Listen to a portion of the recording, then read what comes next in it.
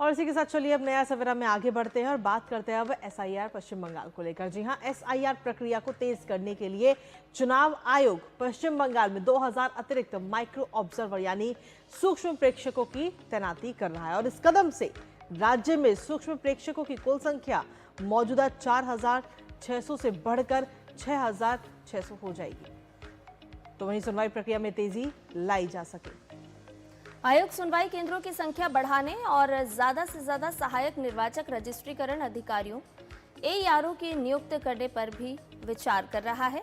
नए भर्ती किए गए सूक्ष्म प्रेक्षक 15 जनवरी को एक दिवसीय प्रशिक्षण सत्र में हिस्सा लेंगे, जिसमें मतदाता सूची की शुद्धता नियमों और अधिकारियों के साथ तालमेल बैठाने पर ध्यान दिया जाएगा।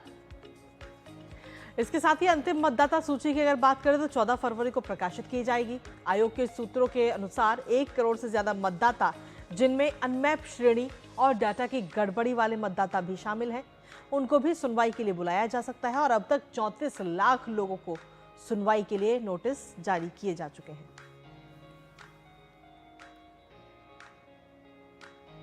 तो पश्चिम बंगाल में चल रहे विशेष गहन पुनरीक्षण यानी कि एसआईआर के बीच भारत निर्वाचन आयोग ने भ्रामक प्रचार के खिलाफ फैक्ट चेक अभियान भी तेज कर दिया है।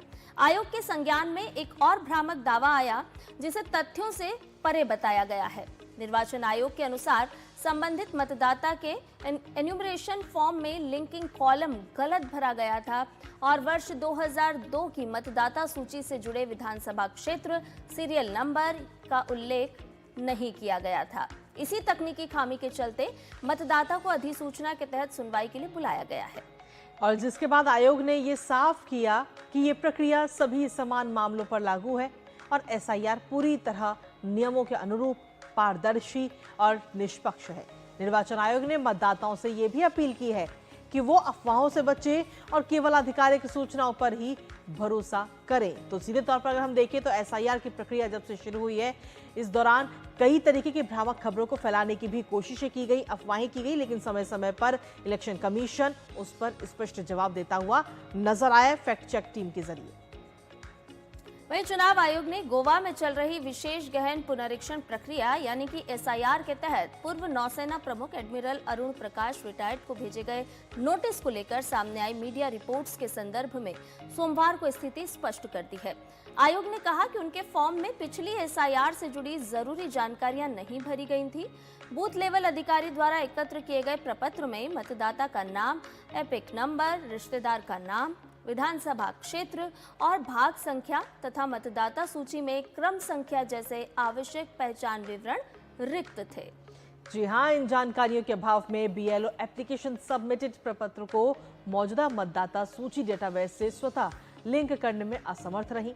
निर्वाचन अधिकारी ने यह भी बताया कि जिन मामलों में गणना प्रपत्र अनमैप्ड रह जाते हैं, वहां एसआईआर प्रक्रिया के तहत सुनवाई के माध्यम से आगे सत्यापन किया जाना अनिवार्य होता है और इसी के तहत मानक प्रणाली आधारित प्रक्रिया के अनुसार एक सुनवाई नोटिस स्वतः जारी किया गया ताकि मतदाता विवरणों का सत्यापन किया जा सके और पात्रता की पुष्टि के लिए उचित अवसर भी सुनिश्चित किया जा सके। और आपको ये भी बता दें कि पश्चिम बंगाल इस समय अलग अलग कारणों से सुर्खियों में है। चुनावी माहौल में सियासत इस वक्त उबाल पर है। जहां एक और ईडी की कार्रवाई ने सत्ता के गलियारों में हलचल मचा दी है, तो वहीं दूसरी तरफ मतदाता सूची की समीक्षा ने चुनावी रण को और भी तीखा कर दिया है। बिल्कुल, और संध्या इन सबके बीच अगर हम देखें तो आरोप प्रत्यारोप का जो दौर है वो भी काफी ज्यादा है। सड़कों पर राजनीति के बीच कानून व्यवस्था भी सवालों के घेरे में और सुप्रीम कोर्ट से लेकर के चुनाव आयोग तक गूंजते इस सियासी संग्राम की पूरी तस्वीर आपको इस रिपोर्ट के जरिए दिखाने की कोशिश करते हैं। पश्चिम बंगाल में सियासी घमासान जारी है। ईडी की कार्रवाई को लेकर सियासत भी तेज हो गई है। ईडी ने सुप्रीम कोर्ट में याचिका दायर कर सीएम ममता बनर्जी, राज्य के डीजीपी राजीव कुमार और कोलकाता पुलिस कमिश्नर मनोज कुमार को पक्षकार बनाते हुए एफआईआर दर्ज किए जाने की मांग की है। ईडी का आरोप है कि उन्होंने आईपैक में रेड की जांच में रुकावट डाली, सबूतों से छेड़छाड़ की और सबूत नष्ट किए। पश्चिम बंगाल सरकार पहले ही इस मामले में कैविएट दायर कर चुकी है। वहीं मामले को लेकर टीएमसी और बीजेपी आमने सामने हैं। भाजपा ने मामले को लेकर मुख्यमंत्री ममता बनर्जी और पुलिस के खिलाफ विरोध मार्च निकाला। ये मार्च कोलकाता के जादवपुर से देशप्रिया पार्क तक निकाला गया। बीजेपी का आरोप है कि मुख्यमंत्री ममता बनर्जी, राज्य पुलिस के डीजीपी राजीव कुमार और Kolkata police commissioner Manoj Verma IUPAC को बचाने का काम कर रहे हैं। भाजपा ने ममता बनर्जी पर निशाना साधते हुए सवाल किया कि ऐसी क्या मजबूरी थी कि ईडी की फाइलें छीन ली।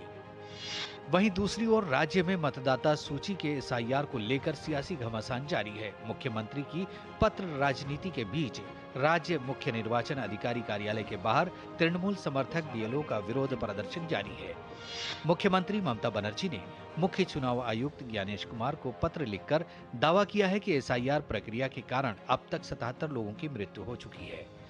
मुख्यमंत्री के इस पत्र के बाद तृणमूल समर्थित बीएलओ ने नए उत्साह के साथ सीईओ कार्यालय के बाहर अपना विरोध प्रदर्शन तेज कर दिया है।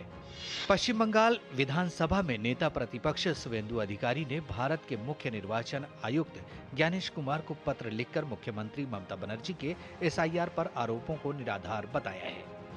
एसआईआर के माध्यम से मतदाता सूचियों में मौजूद फर्जी प्रविष्टियों, डुप्लीकेट नामों और घुसपैठियों की पहचान की जा रही है, जिससे टीएमसी की चुनावी संभावनाओं पर असर पड़ रहा है। इसलिए ममता बनर्जी अब भ्रांतियां फैला रही हैं। इस बीच विधानसभा चुनाव से पहले पश्चिम बंगाल की कानून व्यवस्था की स्थिति से अवगत कराती रिपोर्ट राज्य मुख्य निर्वाचन अधिकारी ने चुनाव आयोग को भेजी है। शनिवार रात पुरुलिया से लौटते वक्त पश्चिम मेदिनीपुर में टीएमसी कार्यकर्ताओं ने विपक्ष के नेता के काफिले पर हमला किया था। इस घटना के विरोध में विपक्ष के नेता ने शनिवार को चंद्रकोना थाने में धरना दिया था। अब राज्य मुख्य निर्वाचन अधिकारी के कार्यालय ने रिपोर्ट भेजी है। इस रिपोर्ट में शुवेंदु अधिकारी पर हमले की घटना के साथ ही साउथ 24 परगना में पटाखा फैक्ट्री में हुए विस्फोट का भी उल्लेख किया गया है। भाजपा ने पश्चिम बंगाल की मुख्यमंत्री ममता बनर्जी पर तीखा हमला बोला। भाजपा नेता रविशंकर प्रसाद ने ममता बनर्जी सरकार से सवाल पूछा कि प्रदेश में नेता प्रतिपक्ष के कानवाय पर हमला हुआ और एफआईआर तक दर्ज क्यों नहीं हुई। उन्होंने आरोप लगाया कि प्रदेश की पुलिस ममता बनर्जी सरकार का हथियार बन चुकी है। लगातार बिगड़ती कानून व्यवस्था और संवैधानिक संस्थाओं के काम में दखल अंदाजी के आरोपों के बीच घिरी टीएमसी सरकार की कार्यप्रणाली सवालों के घेरे में है। ब्यूरो इनपुट के साथ सौरभ दत्ता की रिपोर्ट, डीडी न्यूज।